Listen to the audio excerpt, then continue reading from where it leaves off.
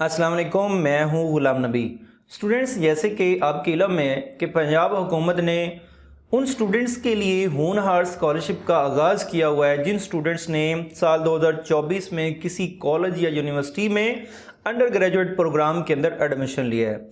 और जैसे कि बहुत सारे स्टूडेंट्स ने इस स्कॉलरशिप के ऊपर अप्लाई किया और अभी भी बहुत सारे स्टूडेंट्स अप्लाई कर रहे हैं। और इसकी जो लास्ट डेट थी पहले वो 15 अक्टूबर थी, लेकिन इतनी ज़्यादा एप्लीकेशंस की वजह से हुकूमत ने ये सोचा कि इसकी डेट जो है वो एक्सटेंड कर दी जाए। तो उसके लिए आप लोगों के लिए खुशखबरी है कि इसकी डेट जो है वो एक्सटेंड कर दी गई है और अभी वो स्टूडेंट्स जिन्होंने अभी तक अप्लाई नहीं किया वो अप्लाई कर सकते हैं। यहाँ पर देखें तो इस पोर्टल के ऊपर आप लोग एक ब्लिंक करता हुआ टेक्स्ट आपको दिख रहा है, last date to apply is 18 October 2024।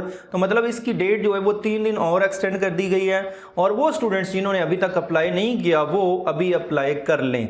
अब अप्लाई करने के लिए आप लोगों को क्या पता होना ज़रूरी है वो ये कि इसकी रिक्वायरमेंट या इसका क्राइटेरिया क्या है और किस प्रोग्राम के अंदर अगर आपने एडमिशन लिया है तो आप अप्लाई कर सकते हैं। यहाँ पर देखें तो एलिजिबिलिटी क्राइटेरिया जो है वो पहले कुछ और था, लेकिन अब अपडेट किया हुआ है। ये 3-4 दिन पहले अपडेट किया गया था और इसमें क्राइटेरिया थोड़ा लो कर दिया गया था, पहले बहुत ज़्यादा क्राइटेरिया था इसका।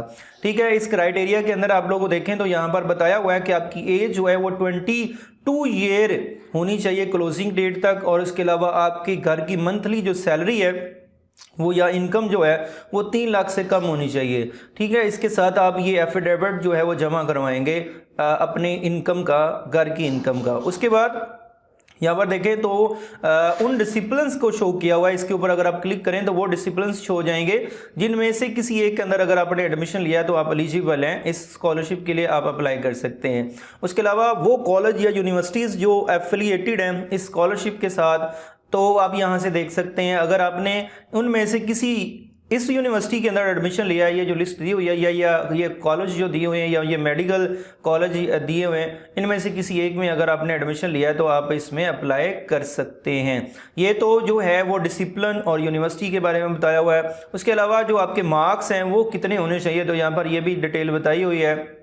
देखें तो बताया हुआ है public sector medical and dental colleges के अंदर अगर पब्लिक सेक्टर के अंदर आपने एडमिशन लिया है तो फिर आपकी जो मार्क्स हैं वो 80% से ज़्यादा होने चाहिए, 80% के इक्वल होने चाहिए। इसी तरह फेडरल एंड प्राइवेट यूनिवर्सिटीज़ के अंदर अगर आपने एडमिशन लिया है साइंसेज में तो फिर आपके 70% या उससे ज़्यादा होने चाहिए और 65% या उससे ज़्यादा होने चाहिए अगर आपने आर्ट्स और सोशल साइंसेज के अंदर एडमिशन लिया है तो।